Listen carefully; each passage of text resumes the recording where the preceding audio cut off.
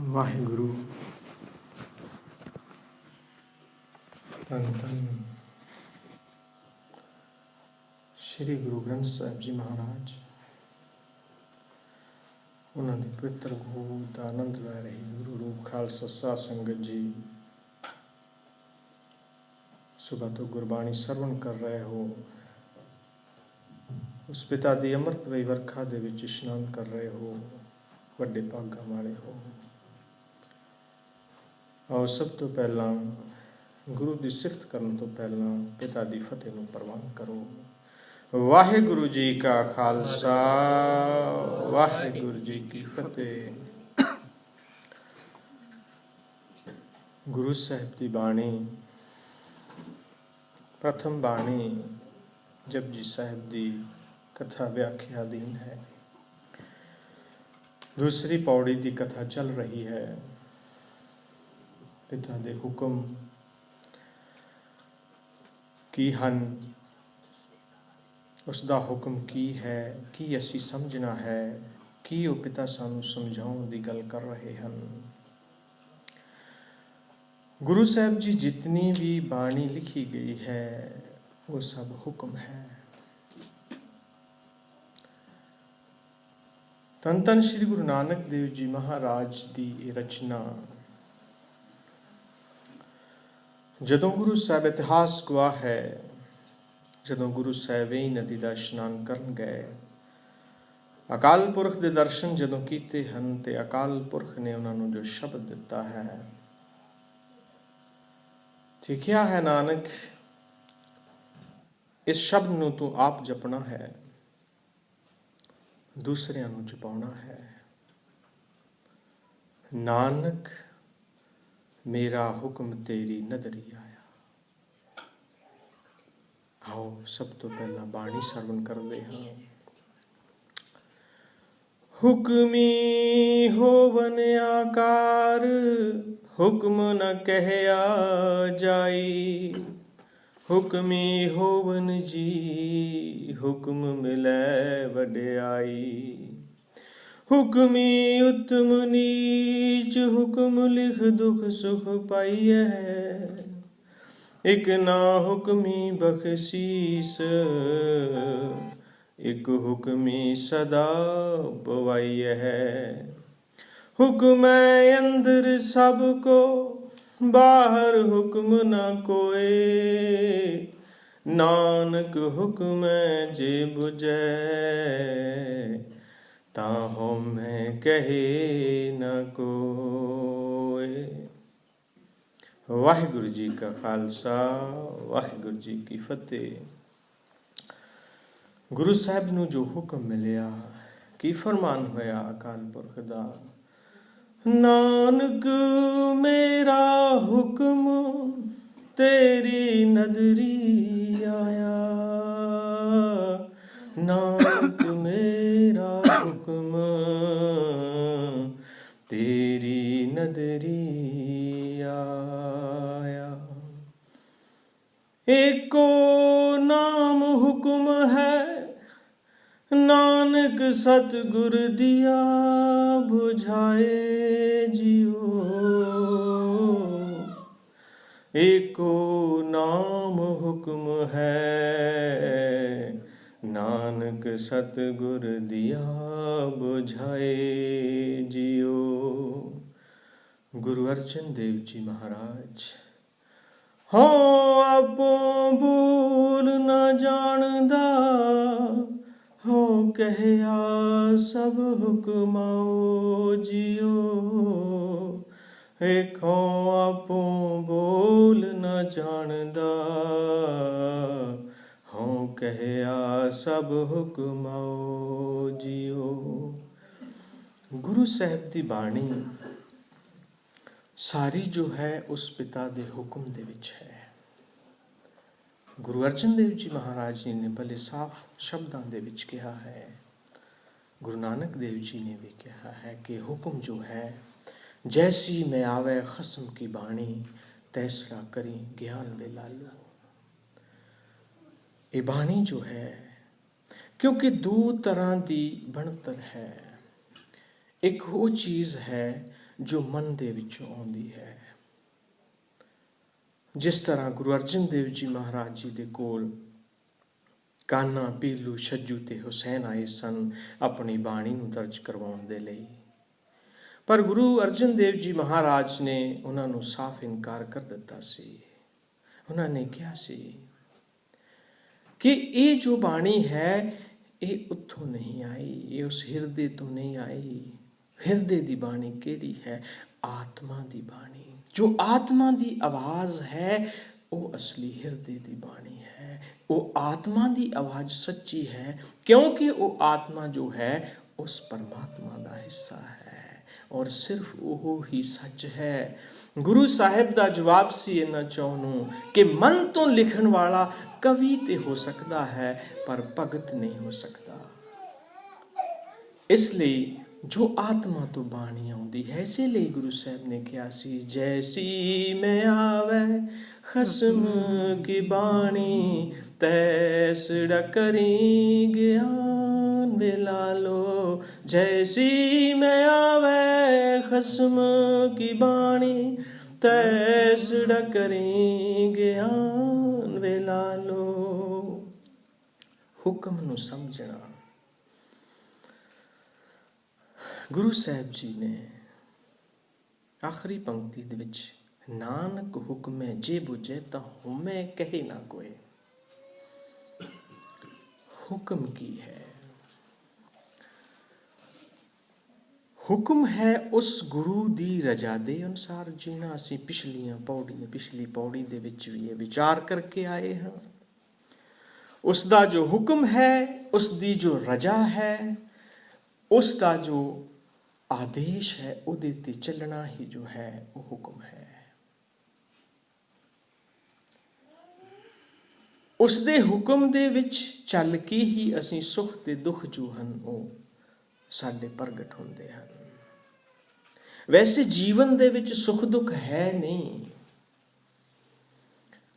ਹੁਕਮ ਦੇ ਵਿੱਚ ਜੀਣ ਦੇ ਨਾਲ ਸੁੱਖ ਦੁੱਖ ਨਹੀਂ ਹੈ। ਅੱਜ ਮਾਡਰਨ ਯੁੱਗ ਆ ਗਿਆ ਹੈ।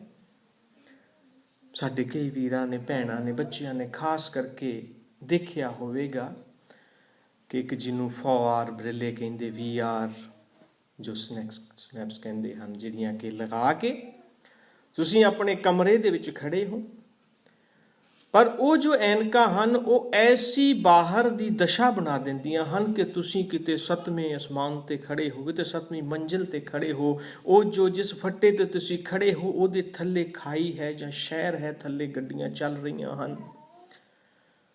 ਉਹ ਜੋ ਇਨਸਾਨ ਹੈ ਉਹ ਖੜਾ ਤੇ ਕਮਰੇ ਦੇ ਵਿੱਚ ਹੈ, ਪਰ ਉਸ ਦਾ ਜੋ ਦਿਮਾਗ ਹੈ ਉਹ ਉਸ ਚੀਜ਼ ਨੂੰ ਸੱਚ ਮੰਨ ਲੈਂਦਾ ਹੈ। ਉਹ ਸਿਰਫ ਉਸ ਨੂੰ ਦੇਖ ਰਿਹਾ ਹੈ ਕਿ ਮੈਂ ਬਹੁਤ ਉੱਚੀ ਜਗ੍ਹਾ ਖੜਾ ਹਾਂ, ਪਰ ਉਸ ਨੂੰ ਹਕੀਕਤ ਦੇ ਵਿੱਚ ਇਹ ਪਤਾ ਹੈ ਕਿ ਇਹ ਸੱਚ ਨਹੀਂ ਹੈ। ਔਰ ਉਹ ਉੱਥੇ ਖੜਾ ਖੜਾ ਹੀ ਪਸੀਨੋ ਪਸੀਨੀ ਹੋ ਜਾਂਦਾ ਹੈ। ਕਿਉਂ? ਕਿਉਂਕਿ ਇੱਕ ਮਨ ਦੀ ਦੁਨੀਆ ਬਣਾਈ ਸੀ। ਉਸ ਕੈਮਰੇ ਨੇ ਇੱਕ ਦੁਨੀਆ ਬਣਾ ਦਿੱਤੀ ਤੁਹਾਨੂੰ, ਜਿਹਦੇ ਵਿੱਚ ਤੁਹਾਨੂੰ ਹਰ ਡਰ ਲੱਗ ਰਿਹਾ ਹੈ। ਤੁਸੀਂ ਜੇ ਨੀਚੇ ਗਿਰਦੇ ਹੋ ਤੁਹਾਨੂੰ ਡਰ ਲੱਗ ਰਿਹਾ ਹੈ, ਤੁਸੀਂ ਅਸਲ ਦੇ ਵਿੱਚ ਨੀਚੇ ਨਹੀਂ ਗਿਰ ਰਹੇ। ਤੁਸੀਂ ਅਸਲ ਦੇ ਵਿੱਚ ਸਿਰਫ ਇੱਕ ਜਗ੍ਹਾ ਤੇ ਖੜੇ ਹੋ। ਔਰ ਉਹ ਜੋ ਫਿਲਮ ਜੋ ਚੱਲਦੀ ਹੈ, ਉਹ ਜੋ ਕੰਪਿਊਟਰ ਦੇ ਨਾਲ, ਕਦੇ ਤੁਸੀਂ ਸਮੁੰਦਰ ਦੇ ਵਿੱਚ ਖੜੇ ਹੋ, ਕਦੇ ਤੁਸੀਂ ਕਿਸੇ ਪਹਾੜ ਦੇ ਉੱਤੇ ਖੜੇ ਹੋ, ਉਹ ਐਸੀਆਂ ਚੀਜ਼ਾਂ ਦਰਸਾਈਆਂ ਜਾਂਦੀਆਂ ਹਨ ਜਿਹਦੇ ਨਾਲ ਬੰਦੇ ਦਾ ਮਨ ਡਰਦਾ ਹੈ। ਮੈਂ ਉਚਾਈ ਤੋਂ ਗਿਰ ਰਿਹਾ ਹਾਂ, ਮੇਰੇ ਨਾਲ ਆ ਹੋ ਰਿਹਾ ਹੈ, ਮੈਂ ਇੱਥੇ ਜਾ ਰਿਹਾ ਹਾਂ। ਠੀਕ ਇਸੇ ਤਰ੍ਹਾਂ ਹੀ ਇਨਸਾਨ ਨੂੰ ਪਤਾ ਹੈ ਮੇਰਾ ਧਰਮ ਕੀ ਹੈ, ਮੇਰੇ ਗੁਰੂ ਦਾ ਕਹਿਣਾ ਕੀ ਹੈ, ਅਸਲੀਅਤ ਕੀ ਹੈ, ਪਰ ਮਨ ਨੇ ਉਹਨਾਂ ਐਨਕਾਂ ਦੀ ਤਰ੍ਹਾਂ ਇੱਕ ਦੁਨੀਆ ਖੜੀ ਕਰ ਦਿੱਤੀ ਜਿਸ ਦੇ ਵਿੱਚ ਸਾਨੂੰ ਡਰ ਲੱਗਦਾ ਹੈ, ਜਿਸ ਦੇ ਵਿੱਚ ਸਾਨੂੰ ਸੁੱਖ ਮਹਿਸੂਸ ਹੁੰਦਾ ਹੈ, ਜਿਸ ਦੇ ਵਿੱਚ ਸਾਨੂੰ ਦੁੱਖ ਮਹਿਸੂਸ ਹੁੰਦਾ ਹੈ। ਇਹ ਗੁਰੂ ਸਾਹਿਬ ਦੇ ਹੁਕਮ ਦੀ ਗੱਲ ਚੱਲ ਰਹੀ ਹੈ। ਜੇ ਤੇ ਅਸੀਂ ਉਸ ਅਸਲੀਅਤ ਨੂੰ ਲਵਾਂਗੇ, ਉਹਨਾਂ ਐਨਕਾਂ ਨੂੰ ਉਤਾਰ ਦਿਆਂਗੇ ਔਰ ਅਸੀਂ ਕਮਰੇ ਦੇ ਵਿੱਚ ਬੜੇ ਸੇਫ ਮਹਿਸੂਸ ਕਰ ਰਹੇ ਹਾਂ। ਅਸੀਂ ਕਿਤੇ ਵੀ ਨਹੀਂ ਹਾਂ, ਅਸੀਂ ਤੇ ਇੱਕ ਜਗ੍ਹਾ ਤੇ ਖੜੇ ਹਾਂ। ਔਰ ਜਦੋਂ ਅਸੀਂ ਇਹ ਮਨ ਦੀਆਂ ਐਨਕਾਂ ਉਤਾਰ ਦਿਆਂਗੇ, उस दिन सानू साडी हकीकत का पता लगेगा कि ए बंदे तू उस पिता के दर ते खड़ा है, तेरी असली दुनिया की है। पर असली दुनिया दे पता हुंदियां हुंदियां भी असी मन की दुनिया दे विच विचारां दे विच खो जाते हाँ। उसे विचारां दे विच सानू जो है दुख और सुख महसूस हुंदा है। भगतां नू दुख सुख महसूस क्यों नहीं हुंदा? वो सब नू उस परमात्मा की रजा समझते हैं। ऐ पिता तेरी रजा है, धुप छांव ही है। हर चीज़ जो है उसके दो पहलू हैं। अगर बहुत ज़्यादा गर्मी है तो वही दरख्त की छां तुहानू बड़ी प्यारी लगेगी, तुहानू बड़ी मिठी लगेगी, तुहानू वो सुख देगी, तुहानू वो शांति देगी। अगर सर्दी का मौसम है तो उसे दरख्त की छां जो है वो तुहाडे लिए दुख बन जाता है। शिखर की गर्मी है, सूरज दियां किरणां तुहानू दुख देणगियां। सर्दी है वह सूरज दियां किरणां जो तुहानू सुख देणगियां। हर चीज़ जो है वो परमात्मा ने इंसान नू सुख देण दे लई बनाई है। पर साडा इत्थे गल ये है साडी कि असीं कित्थे खड़े हाँ। उस पिता की रजा की है, तू छां विच खड़ना है कि तू धुप विच खड़ना है।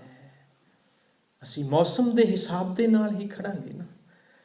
और जो वो पिता सानू मौसम बख्शदा है हिरदे का, अगर असी उसके हुक्म दे विच खड़े हाँ, उसकी रजा दे विच खड़े हाँ, सानू कोई सुख दुख महसूस नहीं होएगा। और जो मन की ऐनक है वो है हंकार। सब तो उत्तम जो है वो हंकार है।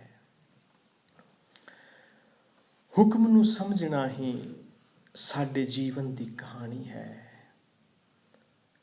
हुण दुनिया दोनों ही तरह की है, धार्मिक दुनिया है, धार्मिक दुनिया है। हुण इत्थे वाजे ते ही या तबले ते ही कोई गुरसिख बैठा होवे, हुक्म की है। हुण वो साज वजा रहा है, पर उसकी जो आवाज़ है साज दे नाल मेल नहीं खा रही। वो जो सुरां हैं उन्हां सुरां दे विच वो नहीं चल रहा। असी की कहांगे ये बेताला चल रहा है। वो अपने कीर्तन दे विच, वो अपनी गुरबाणी दे विच, वो अपने कहे हुए शब्दां दे विच मिठास नहीं भर पावेगा, क्योंकि वो उस साज दे मुताबिक नहीं चल रहा। गुरु दा हुक्म की है, गुरु दी रजा की है, वही साज है जीवन दा। ऐ बंदे उस साज नू लभ, नानक हुक्म है जे बुझै। जो इस बुझारत नू बुझ लेंदा है, जो इस चीज़ नू जान लेंदा है, जो उस साज नू लभ लेंदा है, जो उस तार नू लभ लेंदा है, वो उस परमात्मा नू प्रवान है। साडे जीवन का मनोरथ है उस साज नू लभना। वो पिता ने केड़ा साज दिता है, वो केड़ा हुक्म है, वो केड़ी रजा है जिस दे विच मैं जाना है। जिस दिन वो सानू साज लभ गया, जीवन का साज लभ गया, उस साज दे विच, उस ताल दे विच सानू चलना आ गया, उस दिन साडे जीवन दे विच रस आ जाएगा। उस दिन असी कदे किसी का दिल नहीं दुखावांगे। उस दिन असी अहंकार भरियां गल्लां नहीं करांगे, क्योंकि गुरु साहब ने इत्थे ही समझाउण की कोशिश की है, जो कुछ है हो रहा है। ऐ इंसान तू कुछ नहीं कर सकता, तेरे हथ दे विच कुछ भी नहीं है, तेरे हथ दे विच ते जम्मण मरण भी नहीं है। ना तेरी अपनी मर्जी दे नाल जन्म होया, ना तेरी अपनी मर्जी दे नाल मौत होनी है। फिर तू किस चीज़ नू लैके, किस गल नू लैके तू इस दुनिया दे विच भटक रहा है? असी क्यों इस दुनिया दे विच भटक रहे हैं? गुरु साहब का हर एक शब्द, गुरु साहब की बाणी, गुरु साहब की आवाज़, गुरु साहब की तरंग, गुरु साहब की हर महक सानू उस पिता दे दर ते लेके जाती है। गुरु साहब जी का फरमान, हुक्मी होवन आकार, हुक्म न कहया जाई। आकार, जो आकार बनते हैं ਉਹ ਸਭ ਉਸ ਦੇ ਹੁਕਮ ਦੇ ਵਿੱਚ ਹਨ। ਉਸ ਦੇ ਹੁਕਮ ਦੇ ਵਿੱਚ ਹੀ ਹੈ ਜੋ ਵਡਿਆਈ ਮਿਲਦੀ ਹੈ, ਉਸ ਦੇ ਹੁਕਮ ਦੇ ਵਿੱਚ ਹੀ ਜੋ ਜੀ ਹੈ ਉਹ ਪੈਦਾ ਹੁੰਦੇ ਹਨ। ਹੁਣ ਹੁਕਮ ਸਮਝਣ ਤੋਂ ਪਹਿਲਾਂ ਹੁਕਮ ਦੇ ਆਕਾਰ ਹਨ। ਗੁਰੂ ਸਾਹਿਬ ਜੀ ਦਾ ਇੱਕ ਬਚਨ ਹੈ, ਇਆਣੀ ਬਾਲੀ ਕਿਆ ਕਰੇ ਸਾਥ, ਇਆਣੀ ਬਾਲੀ ਕਿਆ ਕਰੇ ਜਾਤਨ ਕੰਤ ਨ ਪਾਵੈ, ਕਰਨ ਭਲਾ ਕਰੇ ਬੋ ਤੇਰੇ ਸਾਤਨ ਮਹਿਲ ਨ ਪਾਵੈ। ਗੁਰੂ ਸਾਹਿਬ ਜੀ ਨੇ ਪਰਿਵਾਰ ਦੇ ਵਿੱਚੋਂ ਉਦਾਹਰਣ ਲਈ ਹੈ। ਅਸੀਂ ਜੀਵਨ ਦੇ ਵਿੱਚ ਛੋਟੀਆਂ-ਛੋਟੀਆਂ ਘਟਨਾਵਾਂ ਨੂੰ, ਛੋਟੇ-ਛੋਟੇ ਕਰਮਾਂ ਨੂੰ ਆਪਣੇ ਜੀਵਨ ਦਾ, ਆਪਣੇ ਧਰਮ ਦਾ ਆਧਾਰ ਬਣਾਉਂਦੇ ਹਾਂ। ਗੁਰੂ ਸਾਹਿਬ ਜੀ ਦਾ ਫਰਮਾਨ ਹੈ, ਇਆਣੀ ਬਾਲੀ ਕਿਆ ਕਰੇ। ਪੁਰਾਣੇ ਸਮੇਂ ਦੇ ਵਿੱਚ ਇੱਕ ਰਿਵਾਜ ਹੁੰਦਾ ਸੀ ਕਿ ਜਦੋਂ ਬੇਟੀ 7-8 ਸਾਲ ਦੀ ਹੁੰਦੀ ਸੀ ਤੇ ਉਸ ਦੀ ਸ਼ਾਦੀ ਕਰ ਦਿੱਤੀ ਜਾਂਦੀ ਸੀ, ਪਰ ਉਸ ਨੂੰ ਤੋਰਿਆ ਉਦੋਂ ਜਾਂਦਾ ਸੀ ਜਦੋਂ ਉਹ ਜਵਾਨ ਹੋ ਜਾਂਦੀ ਸੀ। ਕਿਉਂ?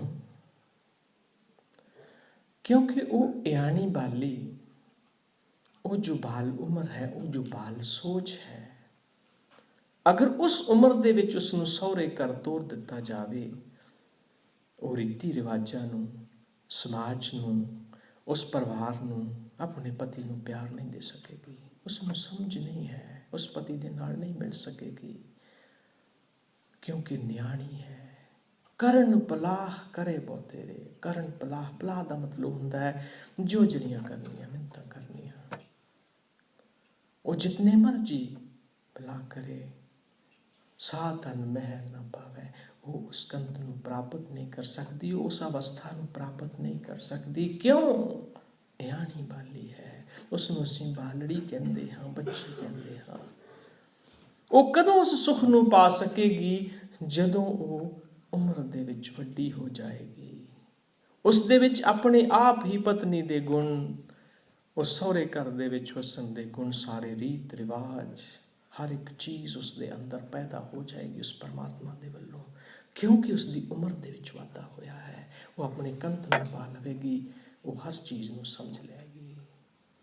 ਹੁਣ ਇੱਥੇ ਗੁਰੂ ਸਾਹਿਬ ਜੀ ਨੇ ਸਮਝਾਉਣ ਦਾ ਕੀ ਯਤਨ ਕੀਤਾ ਹੈ ਕਿ ਐ ਬੰਦੇ ਤੇਰੀ ਮਤ ਇਆਣੀ ਹੈ, ਤੂੰ ਹਲੇ ਬਾਲੜੀ ਹੈ। ਤੇਰਾ ਜੋ ਕੰਤ ਹੈ ਉਸਦਾ ਕੱਦ ਬਹੁਤ ਵੱਡਾ ਹੈ, ਉਸ ਦੀ ਸੋਚ ਬਹੁਤ ਉੱਚੀ ਹੈ। ਅਗਰ ਤੂੰ ਉਸ ਨੂੰ ਮਿਲਣਾ ਚਾਹੁੰਦੀ ਹੈ ਤੇ ਉਸ ਦੇ ਬਰਾਬਰ ਦਾ ਆਪਣਾ ਕੱਦ ਕਰ।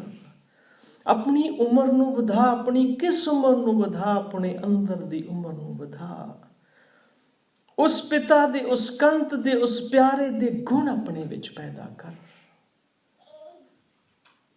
ਜਦੋਂ ਤੂੰ ਉਹ ਗੁਣ ਪੈਦਾ ਕਰੇਂਗੀ, ਉਦੋਂ ਤੂੰ ਉਸ ਪਤੀ ਦੇ ਨਾਲ ਮਿਲ ਜਾਵੇਂਗੀ। ਇਹ ਗੁਰਬਾਣੀ ਜੋ ਹੈ, ਧਰਮ ਦੇ ਰਸਤੇ ਤੇ ਚੱਲਣਾ। ਜਦੋਂ ਛੋਟਾ ਜਿਹਾ ਬੱਚਾ ਹੁੰਦਾ, ਅਸੀਂ ਕੀ ਕਰਦੇ ਹਾਂ? ਉਸ ਨੂੰ ਛੋਟੇ-ਛੋਟੇ ਖਿਡੌਣੇ ਦਿੰਦੇ ਹਾਂ। ਆ ਬੇਟਾ, ਛੋਟੇ-ਛੋਟੇ ਖਿਡੌਣੇ ਲੈ, ਇਹਨਾਂ ਦੇ ਨਾਲ ਖੇਡ। ਉਸ ਦਾ ਮਨ ਪਰਚਾਵਾ ਹੁੰਦਾ ਹੈ। ਧਰਮ ਦੇ ਵਿੱਚ ਵੀ ਇਨਸਾਨ ਦਾ ਜਨਮ ਹੁੰਦਾ ਹੈ। ਗੁਰੂ ਸਾਹਿਬ ਦੀ ਗੁਰਬਾਣੀ ਦਾ ਫਰਮਾਨ ਹੈ ਕਿ ਧਰਮ ਦੇ ਵਿੱਚ ਬੰਦੇ ਦਾ ਜਨਮ ਹੁੰਦਾ ਹੈ। ਔਰ ਜਦੋਂ ਜਨਮ ਹੁੰਦਾ ਹੈ ਬੰਦੇ ਦਾ, ਉਸ ਨੂੰ ਪਿਤਾ ਕੀ ਕਰਦਾ ਹੈ? ਛੋਟੇ-ਛੋਟੇ ਖਿਡੌਣੇ ਦਿੰਦਾ ਹੈ ਖੇਡਣ ਲਈ। ਧਰਮ ਦੇ ਵਿੱਚ ਗੁਰੂ ਘਰਾਂ ਦੀ ਸੇਵਾ ਕਰਨੀ, ਲੰਗਰ ਦੀ ਸੇਵਾ ਕਰਨੀ, ਗੁਰਦੁਆਰਿਆਂ ਦੀਆਂ ਯਾਤਰਾ ਕਰਨੀਆਂ, ਰਾਹ ਜਾਂਦਿਆਂ ਨੂੰ ਲੰਗਰ ਛਕਾਉਣਾ, ਸੇਵਾ ਭਾਵ ਆਪਣੇ ਵਿੱਚ ਪੈਦਾ ਕਰਨਾ, ਸਾਖੀਆਂ ਸੁਣਨੀਆਂ, ਤਾਂ ਕਿ ਸਾਡੇ ਜੀਵਨ ਦੇ ਵਿੱਚ ਕੰਮ ਆ ਸਕਣ। ਉਹ ਤੇ ਖਿਡੌਣੇ ਸਨ ਕਿ ਇਹਨਾਂ ਖਿਡੌਣਿਆਂ ਦੇ ਨਾਲ ਖੇਡ ਕੇ ਤੇਰੀ ਖੇਡ ਵੱਲ ਪ੍ਰੀਤ ਵਧੇਗੀ। ਤੂੰ ਇਹਨਾਂ ਖਿਡੌਣਿਆਂ ਦੇ ਨਾਲ ਖੇਡ ਕੇ ਉਸ ਪਿਤਾ ਦੇ ਦਰ ਵੱਲ ਜਾਏਗਾ। ਪਰ ਇਹ ਇੱਕ ਕਰਮ ਸੀ, ਔਰ ਕਰਮ ਕਦੇ ਧਰਮ ਨਹੀਂ ਹੁੰਦਾ। ਕਰਮ ਨੂੰ ਕਰਕੇ ਅਸੀਂ ਧਰਮ ਨੂੰ ਪ੍ਰਾਪਤ ਕਰ ਸਕਦੇ ਹਾਂ, ਪਰ ਕਰਮ ਕਦੇ ਧਰਮ ਨਹੀਂ ਹੁੰਦਾ। ਇਹ ਬੰਦੇ, ਤੇਰੀ ਕਿਤੇ ਸਾਰੀ ਉਮਰ ਜੋ ਹੈ ਇਹਨਾਂ ਕਰਮਾਂ ਦੇ ਵਿੱਚ ਹੀ ਨਾ ਲੰਘ ਜਾਵੇ। ਗੁਰੂ ਗੋਬਿੰਦ ਸਿੰਘ ਮਹਾਰਾਜ ਜੀ ਦੇ 33 ਸਵਈਏ ਪੜ੍ਹ ਕੇ ਦੇਖੋ, ਜਿਹਦੇ ਵਿੱਚ ਗੁਰੂ ਸਾਹਿਬ ਨੇ ਇਹਨਾਂ ਫੋਕਟ ਕਰਮਾਂ ਦੀ ਜੋ ਹੈ ਗੱਲ ਕੀਤੀ ਹੈ ਕਿ ਇਹ ਬੰਦੇ, ਇਹ ਫੋਕਟ ਕਰਮ ਹਨ। ਅਗਰ ਅਸੀਂ ਆਪਣੇ ਸਿੱਖ ਧਰਮ ਦੇ ਵਿੱਚ ਹੀ ਝਾਤ ਮਾਰੀਏ, ਅਸੀਂ 70% ਕਰਮ ਕਾਂਡ ਕਰਦੇ ਹਾਂ। ਉਸ ਗੁਰੂ ਤੋਂ ਅਸੀਂ ਬਹੁਤ ਦੂਰ ਹਾਂ। ਜਿਸ ਗੁਰੂ ਦੇ ਆਕਾਰ ਬਣਾਏ ਹਨ, ਜਿਸ ਗੁਰੂ ਨੇ ਤੇਰੀ ਇਹ ਇਤਨੀ ਸੋਹਣੀ ਸੂਰਤ ਘੜੀ ਹੈ, ਉਸ ਗੁਰੂ ਦੇ ਹੁਕਮ ਨੂੰ ਅਸੀਂ ਮੰਨਣਾ ਹੈ। ਨਾਮਦੇਵ ਜੀ ਨੇ ਮੰਨਿਆ ਸੀ ਹੁਕਮ, ਔਰ ਜਦੋਂ ਰਾਤੋਂ ਰਾਤ ਉਸਦਾ ਘਰ ਤਿਆਰ ਹੋ ਗਿਆ ਤੇ ਉਸ ਨੂੰ ਆਂਢ ਗੁਆਂਢ ਵਾਲੇ ਪੁੱਛਣ ਲੱਗੇ। ਗੁਆਂਢਣ ਨੇ ਪੁੱਛਿਆ ਹੈ, ਪਾੜ ਪੜੋਸਣ ਪੂਛ ਲੈ ਨਾਮਾ, ਕਾਬੈ ਸ਼ਾਨ ਛਵਾਈ ਹੋ, तो को दुगनी मजूरी दे हो, बेटी देओ बताई है। ऐ नामदेव, तेरी जो छपरी सी जो पुरानी ढा के एक नवा महल इत्थे तैयार हो गया, केड़ा ऐसा मिस्त्री है जिसने ये बनाई है? तू मैनू दस, मैं उस मिस्त्री नूं तेरे नालों भी दुगनी मजूरी दे दियांगी, ताकि वो मेरा भी महल पा देवे। पर कौन दसे वो केड़ी मजूरी मंगदा है? वो मंगदा है प्रेम दी मजूरी, वो मंगदा है जिथे साडी सुध बुध खो जावे, वो मंगदा है जिथे साडा ध्यान उहदे चरनां विच लग जावे, वो मंगदा है जिथे उसदे हुक्म दी पालना होवे। ਅਸੀਂ ਉਸ ਦੀ ਹੁਕਮ ਅਦੂਲੀ ਕਰਾਂਗੇ, ਦੁੱਖ ਪਾਵਾਂਗੇ। ਗੁਰੂ ਸਾਹਿਬ ਜੀ ਦਾ ਫਰਮਾਨ ਹੈ ਕਿ ਹੁਕਮ ਦੇ ਅਨੁਸਾਰ ਹੀ ਹਨ ਜੋ ਆਕਾਰ ਬਣਦੇ ਹਨ, ਔਰ ਹੁਕਮ ਜਿਹੜਾ ਉਸਦਾ ਹੈ, ਜਿਸ ਤਰ੍ਹਾਂ ਅਸੀਂ ਪਰਮਾਤਮਾ ਦੀ ਵਿਆਖਿਆ ਨਹੀਂ ਕਰ ਸਕਦੇ, ਸਾਡੀ ਜ਼ੁਬਾਨ ਬਹੁਤ ਛੋਟੀ ਹੈ। ਉਸ ਦੇ ਗੁਣ, ਉਸ ਦੀਆਂ ਵਡਿਆਈਆਂ ਅਸੀਂ ਨਹੀਂ ਕਰ ਸਕਦੇ। ਉਸੇ ਤਰ੍ਹਾਂ ਹੀ ਜੋ ਉਸਦਾ ਹੁਕਮ ਹੈ, ਉਸਦੇ ਹੁਕਮ ਦੇ ਵਿੱਚ ਜੋ ਚੰਦ ਚਾਰੇ, ਜੋ ਬਣਤਰ ਬਣੀ ਹੈ, ਉਹ ਚੱਲ ਰਹੀ ਹੈ। ਇਹ ਬੰਦੇ, ਤੇਰੇ ਵਿੱਚ ਜੋ ਭਾਵਨਾ ਹੈ ਮੈਂ ਕਰ ਰਿਹਾ ਹਾਂ, ਉਸ ਨੂੰ ਮਿਟਾ ਦੇ। ਇਹ ਤੇ ਹੋ ਰਿਹਾ ਹੈ, ਔਰ ਤੂੰ ਉਸ ਹੋਣ ਵਾਲੇ ਕਾਰਜ ਦੇ ਵਿੱਚ ਇੱਕ ਛੋਟਾ ਜਿਹਾ ਕਿਣਕਾ ਹੈ ਜੋ ਉਸਦੇ ਕਹੇ ਦੇ ਮੁਤਾਬਕ ਚੱਲ ਰਿਹਾ ਹੈ। ਤੈਨੂੰ ਸਿਰਫ ਇੱਥੇ ਸੁਤੰਤਰਤਾ ਦਿੱਤੀ ਹੈ ਕਰਮ ਕਰਨ ਦੀ, ਤੂੰ ਸੁਤੰਤਰਤਾ ਦੇ ਨਾਲ ਆਪਣੇ ਕਰਮ ਕਰ ਸਕਦਾ ਹੈ, ਪਰ ਉਸ ਪਿਤਾ ਦੀ ਹੁਕਮ ਅਦੂਲੀ ਦੇ ਨਾਲ ਸਿਰਫ ਜੋ ਹੈ ਤੈਨੂੰ ਉਹ ਦੁੱਖ ਹੀ ਮਿਲਣਗੇ, ਸੁੱਖ ਨਹੀਂ ਮਿਲ ਸਕਦੇ। ਹੁਕਮੀ ਹੋਵਨ ਜੀ ਹੁਕਮ ਮਿਲੈ ਵਡਿਆਈ, ਹੁਕਮੀ ਹੋਵਨ ਜੀ। ਹੁਣ ਐਸੀ ਕਿਹੜੀ ਤਾਕਤ ਹੈ ਜਿਹੜੀ ਸਰੀਰ ਨੂੰ ਪੈਦਾ ਕਰਦੀ ਹੈ ਔਰ ਉਸ ਸਰੀਰ ਦੇ ਵਿੱਚ ਉਹ ਜਿੰਦ ਫਿੱਟ ਕਰ ਦਿੰਦੀ ਹੈ? ਉਹ ਜਿੰਦ ਜਦੋਂ ਸਰੀਰ ਦੇ ਵਿੱਚ ਸੀ, ਗੁਰੂ ਸਾਹਿਬ ਨੇ ਗੁਰਬਾਣੀ ਦੇ ਵਿੱਚ 3 ਚੀਜ਼ਾਂ ਦਾ ਬਹੁਤ ਆਧਾਰ ਦਿੱਤਾ ਹੈ। ਸਭ ਤੋਂ ਪਹਿਲਾਂ ਨਾਮ ਦੀ ਗੱਲ ਕੀਤੀ ਹੈ ਗੁਰੂ ਸਾਹਿਬ ਜੀ ਨੇ, ਗੁਰੂ ਸਾਹਿਬ ਜੀ ਨੇ ਸਰੀਰ ਦੀ ਗੱਲ ਕੀਤੀ ਹੈ, ਗੁਰੂ ਸਾਹਿਬ ਜੀ ਨੇ ਮਨ ਦੀ ਗੱਲ ਕੀਤੀ ਹੈ। ਨਾਮ ਜੋ ਹੈ ਹੁਕਮੀ ਹੋਵਨ ਜੀ, ਉਸ ਦੇ ਹੁਕਮ ਦੇ ਅਨੁਸਾਰ ਜੋ ਹੈ ਉਹ ਜਿੰਦ ਪੈਂਦੀ ਹੈ ਜੀ ਦੇ ਅੰਦਰ, ਉਹਦੇ ਹੁਕਮ ਦੇ ਅਨੁਸਾਰ ਹੈ। ਔਰ ਉਹ ਕੀ ਕਰਦਾ ਹੈ? ਉਹਦੇ ਵਿੱਚ 2 ਚੀਜ਼ਾਂ ਪਾਉਂਦਾ ਹੈ। ਇੱਕ ਤੇ ਉਹ ਜਿੰਦ ਪਾ ਦਿੱਤੀ, ਇੱਕ ਉਹਦੇ ਵਿੱਚ ਮਨ ਪਾਉਂਦਾ ਹੈ। ਮਨ ਕੀ ਹੈ? ਵਿਚਾਰਾਂ ਦਾ ਸੰਗ੍ਰਹਿ। ਔਰ ਦੂਸਰੀ ਚੀਜ਼ ਹੈ ਉਸ ਦੇ ਵਿੱਚ ਇੱਕ ਅੰਮ੍ਰਿਤ ਰੂਪੀ ਚੀਜ਼ ਪਾਉਂਦਾ ਹੈ, ਜਿਸ ਨੂੰ ਅਸੀਂ ਉਸ ਪਰਮਾਤਮਾ ਦੀ ਵਡਿਆਈ ਕਹਿੰਦੇ ਹਾਂ। ਉਹ ਹਰ ਇਨਸਾਨ ਦੇ ਅੰਦਰ ਹੈ। ਇਸੇ ਲਈ ਹੀ ਹਰ ਇਨਸਾਨ ਨੂੰ ਭੁੱਖ ਹੈ ਗੁਰੂ ਦੀ ਬਾਣੀ ਸੁਣਨ ਦੀ, ਭੁੱਖ ਹੈ ਗੁਰੂ ਦੇ ਦਰ ਤੇ ਜਾਣ ਦੀ, ਭੁੱਖ ਹੈ ਸੱਚ ਦੀ, ਭੁੱਖ ਹੈ ਪਰਮਾਤਮਾ ਦੀ। ਕਿਉਂ? ਕਿਉਂਕਿ ਉਸ ਪਰਮਾਤਮਾ ਨੇ ਉਹ ਵਡਿਆਈ ਜੋ ਸੀ, ਉਹ ਅੰਮ੍ਰਿਤ ਰੂਪੀ ਵਡਿਆਈ ਜੋ ਸੀ, ਉਹ ਇਨਸਾਨ ਦੇ ਸਰੀਰ ਦੇ ਵਿੱਚ ਪਾ ਦਿੱਤੀ ਹੈ। ਹੁਣ ਜੀ ਜਦੋਂ ਬੱਚਾ ਸੀ, ਗਰਭ ਦੇ ਵਿੱਚ ਸੀ, ਗੁਰੂ ਸਾਹਿਬ ਜੀ ਕਹਿੰਦੇ ਉਸ ਵੇਲੇ ਇਸ ਨੂੰ ਅਰਦਾਸ ਵੀ ਕਰਨੀ ਆਉਂਦੀ ਸੀ, ਉਸ ਵੇਲੇ ਇਸ ਨੂੰ ਬੰਦਗੀ ਵੀ ਕਰਨੀ ਆਉਂਦੀ ਸੀ। ਇਹ ਸਿਰ ਦੇ ਪਾਰ ਉੱਥੇ ਬੰਦਗੀ ਕਰ ਰਿਹਾ ਸੀ, ਨਾਮ ਲੈ ਰਿਹਾ ਸੀ, ਅਰਦਾਸ ਵੀ ਕਰ ਰਿਹਾ ਸੀ। ਬਸ ਜਦੋਂ ਇਸ ਦੁਨੀਆ ਤੇ ਆਇਆ ਉਹ ਅਰਦਾਸ ਭੁੱਲ ਗਿਆ, ਉਹ ਬੰਦਗੀ ਭੁੱਲ ਗਿਆ, ਉਹ ਪਿਆਰ ਭੁੱਲ ਗਿਆ ਉਸ ਪਿਤਾ ਦਾ। ਬਸ ਇੱਥੇ ਆ ਕੇ ਹੀ ਮਾਰ ਖਾ ਗਿਆ। ਅੱਜ ਅਸੀਂ ਉਸ ਨੂੰ ਕਹਿੰਦੇ ਹਾਂ ਬੰਦਗੀ ਕਰ, ਅਰਦਾਸ ਕਰ। ਉਹ ਕਹਿੰਦਾ ਇਹ ਤੇ ਚੰਦ ਲੋਕਾਂ ਦਾ ਕੰਮ ਹੈ, ਜਿਹੜੇ ਕਰ ਸਕਦੇ ਹਨ। ਹਰ ਕੋਈ ਥੋੜ੍ਹੀ ਕਰ ਸਕਦਾ ਹੈ। ਪਰ ਇਹ ਬੰਦੇ ਉਸ ਪਰਮਾਤਮਾ ਨੇ ਹਰ ਇਨਸਾਨ ਦੇ ਵਿੱਚ ਆਪਣੇ ਨਾਮ ਦੀ ਵਡਿਆਈ ਦਿੱਤੀ ਹੈ। ਉਸ ਦੇ ਨਾਮ ਦੀ ਵਡਿਆਈ ਨੂੰ ਲੈ, ਉਸ ਅੰਮ੍ਰਿਤ ਨੂੰ ਪੀ, ਔਰ ਉਸ ਅੰਮ੍ਰਿਤ ਨੂੰ ਪੀ ਕੇ ਉਸ ਪਰਮਾਤਮਾ ਦੇ ਦਰ ਵੱਲ ਤੂੰ ਜਾ ਸਕਦਾ ਹੈ। ਔਰ ਉਸੇ ਹੁਕਮ ਦੇ ਨਾਲ ਹੀ ਤੈਨੂੰ ਵਡਿਆਈ ਮਿਲਦੀ ਹੈ। ਵਡਿਆਈ ਇਹ ਦੁਨੀਆ ਦੀ ਵਡਿਆਈ ਦੀ ਗੱਲ ਨਹੀਂ।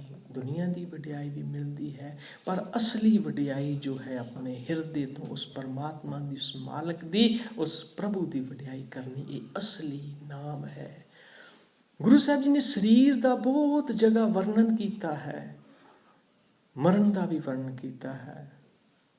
ਹੱਥ ਮਰੋੜੇ ਤਨ ਕੰਬੇ, ਹਰ ਇੱਕ ਚੀਜ਼। ਗੁਰੂ ਸਾਹਿਬ ਦਾ ਕੋਈ ਇਹ ਮਕਸਦ ਨਹੀਂ ਸੀ ਕਿ ਉਹ ਸਾਨੂੰ ਕੋਈ ਮੈਡੀਕਲ ਸਾਇੰਸ ਸਿਖਾਉਣ ਜਾਂ ਸਾਨੂੰ ਕੋਈ ਸਰੀਰ ਦੇ ਬਾਰੇ ਦੇ ਵਿੱਚ ਦੱਸਣ, ਤੇਰੇ ਸਰੀਰ ਦਾ ਕੀ ਹੈ ਜਾਂ ਕਿਸ ਤਰ੍ਹਾਂ ਹੈ। ਸਾਰਾ ਗੁਰੂ ਸਾਹਿਬ ਨੇ ਹਰ ਅੰਗ ਦਾ, ਹਰ ਚੀਜ਼ ਦਾ, ਸਰੀਰ ਦੀ ਪੂਰੀ ਬਣਤਰ ਦਾ ਵਰਣਨ ਕੀਤਾ ਹੈ। ਉਸ ਦਾ ਮਤਲਬ ਇਹ ਸੀ ਕਿ ਐ ਬੰਦੇ, ਤੂੰ ਆਪਣੇ ਸਰੀਰ ਨੂੰ ਜਾਣ ਲੈ, ਤੂੰ ਕੀ ਹੈ, ਤੂੰ ਮਿੱਟੀ ਹੈ, ਔਰ ਇਹ ਜਿੰਦ ਜੋ ਤੈਨੂੰ ਲਈ ਫਿਰਦੀ ਹੈ, ਜਿਸ ਦਿਨ ਇਹ ਨਿਕਲ ਗਈ ਤੇਰੇ ਵਿੱਚੋਂ ਹੀ ਜੋ ਸੁਗੰਧੀਆਂ ਆਉਂਦੀਆਂ ਹਨ, ਤੇਰੇ ਵਿੱਚੋਂ ਹੀ ਉਹ ਬਦਬੂ ਪੈਦਾ ਹੋ ਜਾਵੇਗੀ। ਉਹ ਚੰਦ ਪਲਾਂ ਦੇ ਵਿੱਚ ਹੀ ਤੇਰਾ ਸਭ ਜੋ ਇਹ ਸਰਕਟ ਚੱਲ ਰਿਹਾ ਹੈ, ਇਹ ਚੱਕਰ ਚੱਲ ਰਿਹਾ ਹੈ, ਉਹ ਖਤਮ ਹੋ ਜਾਏਗਾ। ਇਸ ਲਈ ਗੁਰੂ ਸਾਹਿਬ ਜੀ ਨੇ ਸਰੀਰ ਦੀ ਹਰ ਚੀਜ਼ ਦਾ ਵਰਣਨ ਕੀਤਾ ਹੈ, ਤਾਂ ਕਿ ਇਨਸਾਨ ਉਸ ਨੂੰ ਸਮਝ ਕੇ ਆਪਣੀ ਜੋ ਉਸਦੀ ਸੋਝੀ ਹੈ ਉਸ ਸਰੀਰ ਤੋਂ ਉੱਪਰ ਆ ਕੇ ਗੱਲ ਕਰ ਸਕੇ। ਉਸ ਚੀਜ਼ ਨੂੰ ਹੀ, ਉਸ ਸਰੀਰ ਦੇ ਪਾਵਰ ਤੋਂ ਉੱਪਰ ਆ ਕੇ, ਆਤਮਾ ਦੇ ਵਿੱਚ ਆ ਕੇ ਹੀ ਜਿਹੜਿਆਂ ਨੇ ਸ਼ਹੀਦੀਆਂ ਪ੍ਰਾਪਤ ਕੀਤੀਆਂ ਹਨ, ਉਹ ਇਸ ਸਰੀਰ ਤੋਂ ਉੱਪਰ ਉੱਠ ਗਏ ਹਨ। ਗੁਰੂ ਸਾਹਿਬ ਦਾ ਮਨੋਰਥ ਇਹੀ ਹੈ, ਸਾਡੇ ਸਰੀਰ ਨੂੰ ਸਮਝਾਉਣ ਦਾ, ਸਾਡੀ ਬਣਤਰ ਨੂੰ ਸਮਝਾਉਣ ਦਾ, ਕਿ ਇਹ ਬੰਦੇ ਤੂੰ ਸਰੀਰ ਨਹੀਂ ਹੈ, ਤੂੰ ਆਤਮਾ ਹੈ, ਔਰ ਉਸ ਆਤਮਾ ਦੇ ਵਿੱਚ ਮਿਲਣ ਦਾ ਯਤਨ ਕਰ। ਪਰ ਅਸੀਂ ਹਾਲੇ ਵੀ ਪੁੱਛਦੇ ਫਿਰਦੇ ਹਾਂ, ਪਰਮਾਤਮਾ ਕਿੱਥੇ ਹੈ, ਪਰਮਾਤਮਾ ਕਿਸ ਤਰ੍ਹਾਂ ਦਾ ਹੈ। ਇਹ ਤੇ ਉਹੀ ਗੱਲ ਹੈ ਕਿ ਇੱਕ ਮੱਛੀ ਸਮੁੰਦਰ ਨੂੰ ਪੁੱਛੇ, ਕਿਸੇ ਨੂੰ ਸਮੁੰਦਰ ਦੇ ਵਿੱਚ ਪੁੱਛੇ ਕਿ ਸਮੁੰਦਰ ਕਿੱਥੇ ਹੈ, ਉਸ ਨੂੰ ਕੌਣ ਦੱਸੇ ਤੂੰ ਸਮੁੰਦਰ ਦੇ ਵਿੱਚ ਹੀ ਹੈ। ਇਹ ਬੰਦੇ ਤੂੰ ਉਸ ਪਰਮਾਤਮਾ ਦੇ ਵਿੱਚ ਹੀ ਹੈ। ਅਗਰ ਉਹ ਮੱਛੀ ਬੱਚੇ ਪੈਦਾ ਕਰਦੀ ਹੈ, ਸਮੁੰਦਰ ਦੇ ਵਿੱਚ ਹੀ ਪੈਦਾ ਕਰਦੀ ਹੈ, ਪਾਲਣਾ ਕਰਦੀ ਹੈ, ਸਮੁੰਦਰ ਦੇ ਵਿੱਚ ਕਰਦੀ ਹੈ, ਖਾਂਦੀ ਹੈ, ਸਮੁੰਦਰ ਦੇ ਵਿੱਚ ਖਾਂਦੀ ਹੈ। ਉਹ ਇੱਕ ਤੱਟ ਤੋਂ ਦੂਸਰੇ ਤੱਟ ਤੱਕ ਜਾ ਸਕਦੀ ਹੈ, ਜਿੱਥੋਂ ਤੱਕ ਜਾਵੇ ਜਾ ਸਕਦੀ ਹੈ। ਪਰ ਜੇ ਮੱਛੀ ਕਹੇ ਮੈਂ ਸਮੁੰਦਰ ਤੋਂ ਬਾਹਰ ਨਿਕਲ ਕੇ ਕਲੋਲ ਕਰਨਾ ਹੈ, ਜੀਵਤ ਨਹੀਂ ਰਹੇਗੀ। ਇਹ ਬੰਦੇ, ਜੋ ਕੁਝ ਤੂੰ ਆਪਣੇ ਜੀਵਨ ਦੇ ਵਿੱਚ ਕਰ ਰਿਹਾ ਹੈ, ਤੇਰੇ ਆਲੇ ਦੁਆਲੇ ਉਹ ਪਰਮਾਤਮਾ ਹੀ ਹੈ। ਉਸ ਪਰਮਾਤਮਾ ਦੇ ਵਿੱਚ ਰਹਿ ਕੇ ਹੀ ਤੂੰ ਕਰ ਰਿਹਾ ਹੈ। ਤੂੰ ਚੰਗਾ ਕਰ ਰਿਹਾ ਹੈ, ਤੂੰ ਮਾੜਾ ਕਰ ਰਿਹਾ ਹੈ, ਕਰਮ ਦੀ ਸੁਤੰਤਰਤਾ ਤੇਰੇ ਕੋਲ ਹੈ, ਪਰ ਤੂੰ ਜੋ ਕਰ ਰਿਹਾ ਹੈ ਉਸ ਪਰਮਾਤਮਾ ਦੇ ਵਿੱਚ ਰਹਿ ਕੇ ਹੀ ਕਰ ਰਿਹਾ ਹੈ। ਔਰ ਜਦੋਂ ਤੂੰ ਇਹ ਸੋਚੇ ਕਿ ਮੈਂ ਉਸ ਪਰਮਾਤਮਾ ਤੋਂ ਦੂਰ ਹੋਣਾ ਹੈ, ਜਾਂ ਉਸ ਤੋਂ ਵੱਖ ਹੋ ਕੇ ਕਲੋਲ ਕਰਨੇ ਹਨ, ਵੱਖ ਹੋ ਕੇ ਇਹ ਕਰਮ ਕਰਨੇ ਹਨ, ਤੇਰੀ ਮੌਤ ਨਿਸ਼ਚਿਤ ਹੈ। ਤੂੰ ਆਪਣੇ ਜੀਵਨ ਨੂੰ ਨਹੀਂ ਪਾ ਸਕੇਗਾ। ਜੋ ਕੁਝ ਵੀ ਤੂੰ ਕਰ ਸਕੇਗਾ, ਆਪਣੇ ਅੰਦਰੋਂ ਉਸ ਪਰਮਾਤਮਾ ਨੂੰ ਪੈਦਾ ਕਰ। ਤੇਰੇ ਅੰਦਰ ਬੈਠਾ ਹੈ, ਤੇਰੇ ਆਲੇ ਦੁਆਲੇ ਹੈ, ਕਿਉਂਕਿ ਜੋ ਉਹ ਹੈ, ਅਗਰ ਅਸੀਂ ਅੰਧੇਰੇ ਵਿੱਚ ਵੀ ਜਾਂਦੇ ਹਾਂ ਤਾਂ ਕਈ ਵਾਰ ਸਾਨੂੰ ਕੋਈ ਆਹਟ ਆਉਂਦੀ ਹੈ, ਅਸੀਂ ਪਿੱਛਾ ਮੁੜ ਕੇ ਦੇਖਦੇ ਹਾਂ, ਸਾਨੂੰ ਕੁਝ ਵੀ ਨਜ਼ਰ ਨਹੀਂ ਆਉਂਦਾ। ਜਿੱਥੇ ਪਰਛਾਵਾਂ ਵੀ ਸਾਥ ਛੱਡ ਜਾਂਦਾ ਹੈ, ਉੱਥੇ ਪਰਮਾਤਮਾ ਆਪ ਨਾਲ ਚੱਲਦਾ ਹੈ, ਹਮੇਸ਼ਾ ਨਾਲ ਹੁੰਦਾ। ਬੰਦੇ ਤੈਨੂੰ ਸਮਝ ਨਹੀਂ, ਤੂੰ ਆਪਣੇ ਮਨ ਚੋਂ ਖੋਜ, ਤੂੰ ਉਸ ਪਿਤਾ ਦੇ ਲੜ ਲੱਗ ਕੇ ਉਸ ਪਰਮਾਤਮਾ ਦੀ ਖੋਜ ਕਰ। ਤੇਰੇ ਅੰਦਰ ਕਮੀ ਹੈ, ਤੂੰ ਉਸ ਚੀਜ਼ ਨੂੰ ਪਾਉਣਾ ਹੈ। ਅਰਦਾਸ ਉਸ ਪਰਮਾਤਮਾ ਦੇ ਅੱਗੇ ਕਰਨੀ ਹੈ ਤਾਂ ਕਿ ਉਹ ਪਰਮਾਤਮਾ ਸਾਨੂੰ ਸਾਰਿਆਂ ਦੇ ਨਾਲ ਜੋੜੇ। ਇਤਨੀਆਂ ਹੀ ਬੇਨਤੀਆਂ ਪ੍ਰਵਾਨ ਕਰਨੀਆਂ। ਗੁਰਬਾਣੀ ਨੂੰ ਪੜ੍ਹਦਿਆਂ ਹੋਇਆਂ ਕੋਈ ਸ਼ਬਦ ਵੱਧ ਘੱਟ ਬੋਲਿਆ ਗਿਆ ਹੋਵੇ, ਕੋਈ ਐਸਾ ਸ਼ਬਦ ਜੋ ਕਿਸੇ ਹਿਰਦੇ ਨੂੰ ਪ੍ਰਵਾਨ ਨਾ ਹੋਇਆ ਹੋਵੇ, ਬਖਸ਼ ਲੈਣਾ। ਧੰਨ ਧੰਨ ਸ੍ਰੀ ਗੁਰੂ ਗ੍ਰੰਥ ਸਾਹਿਬ ਜੀ ਮਹਾਰਾਜ ਸਾਧ ਸੰਗਤ ਬਖਸ਼ਣ ਯੋਗ ਹੈ, ਬਖਸ਼ ਲੈਣਾ। ਅਰਦਾਸ ਕਰਨੀ, ਇਸ ਮਤਹੀਨ ਪਰਮਾਤਮਾ ਮਤ ਦੇਵੇ। ਆਪ ਦੀਆਂ ਅਰਦਾਸਾਂ ਦੇ ਸਦਕੇ ਹੀ ਉਸ ਗੁਰੂ ਦੀ ਗੋਦ ਦੇ ਵਿੱਚ ਬਿਰਾਜਮਾਨ ਹਾਂ, ਆਪ ਦੇ ਸਨਮੁਖ ਹਾਂ। ਆਪ ਦੇ ਚਰਨਾਂ ਦੀ ਧੂੜੀ ਦੇ ਜੋ ਮਸਤਕ ਤੇ ਲੱਗਦੀ ਹੈ, ਉਸਨੇ ਜ਼ਰੂਰ ਅਰਦਾਸ ਕਰਨੀ ਕਿ ਇਹ ਧੂੜੀ ਹਮੇਸ਼ਾ ਮਸਤਕ ਤੇ ਲੱਗਦੀ ਰਹੇ। ਆਪ ਦੇ ਨਾਲ ਉਸ ਪਿਤਾ ਦੇ ਬਚਨਾਂ ਨੂੰ ਸਾਂਝਾ ਕਰਦਾ ਰਹਾਂ। ਕਦੇ ਵੀ ਆਪਣੀ ਮੱਤ ਇਹਦੇ ਵਿੱਚ ਨਾ ਆਵੇ। ਸਿਰਫ ਗੁਰੂ ਦੀ ਮੱਤ, ਉਸ ਪਰਮਾਤਮਾ ਦੀ ਮੱਤ ਆਤਮਾ ਦੁਆਰਾ ਆਪ ਤੱਕ ਪਹੁੰਚਾ ਸਕਾਂ। ਇਤਨੀਆਂ ਹੀ ਬੇਨਤੀਆਂ ਪ੍ਰਵਾਨ ਕਰਨੀਆਂ। ਵਾਹਿਗੁਰੂ ਜੀ ਕਾ ਖਾਲਸਾ, ਵਾਹਿਗੁਰੂ ਜੀ ਕੀ ਫਤਿਹ। ਹੁਣ ਬਾਬਾ ਜੀ ਆਪ ਜੀ ਨੂੰ ਸ਼ਬਦਾਂ ਨਾਲ ਨਿਹਾਲ ਕਰਨਗੇ। ਵਾਹਿਗੁਰੂ ਜੀ ਕਾ ਖਾਲਸਾ, ਵਾਹਿਗੁਰੂ ਜੀ ਕੀ ਫਤਿਹ।